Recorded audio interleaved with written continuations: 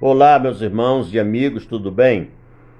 Quero trazer uma palavra de Deus para você, para nós, baseado aqui no Evangelho de Lucas, capítulo 1, e o versículo 37, que nos diz: porque para Deus nada é impossível.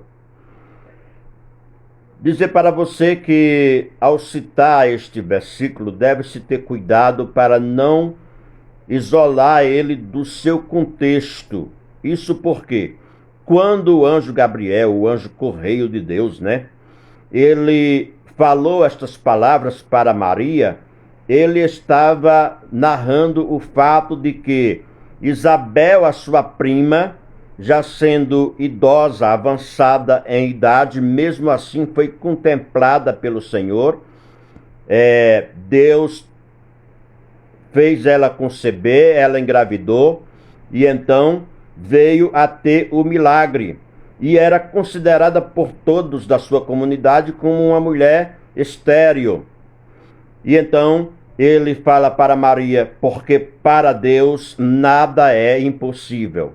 Se você citar este versículo de forma aleatória, isolada do seu contexto, você lá na frente, você vai bater de frente com algumas coisas que são impossíveis para Deus.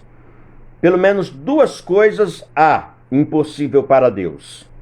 A primeira está em Hebreus capítulo 6, versículo 18, que diz assim: para que por duas coisas imutáveis, nas quais é impossível que Deus minta. Olha o impossível aí. Tenhamos a firme consolação, nós os que pomos o nosso refúgio em reter a esperança proposta. Então, é impossível que Deus minta. Tudo quanto é mentiroso, tudo quanto é falso, está longe de Deus, porque Deus é a verdade, Jesus é a verdade, o Espírito Santo é de verdade, a palavra é a verdade, a igreja é baluarte da verdade.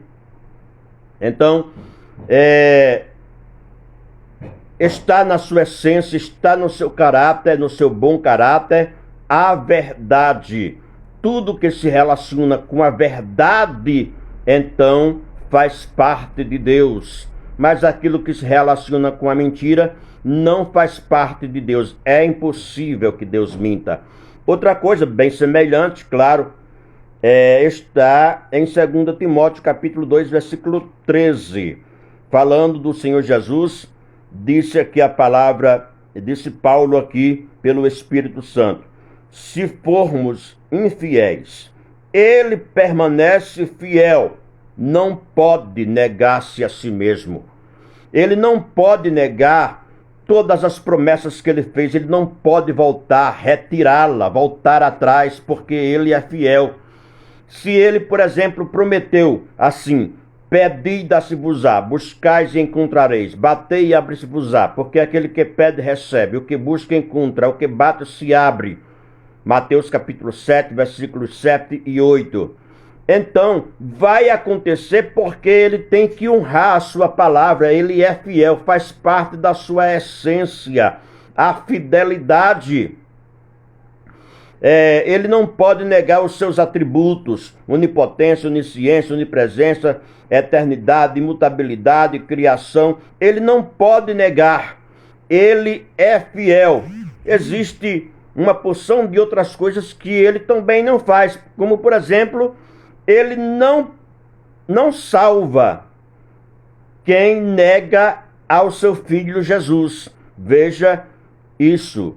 Em Mateus capítulo 10, versículos 32 e 33, diz assim: portanto, qualquer que me confessar diante dos homens, eu o confessarei diante de meu Pai que está nos céus. Palavras de Jesus. Mas aquele que me negar diante dos homens, eu também o negarei diante de meu Pai que está nos céus. Ele não salva quem nega a sua fé na sua pessoa, no Senhor Jesus, porque isso faz parte da sua essência, da sua fidelidade, tá?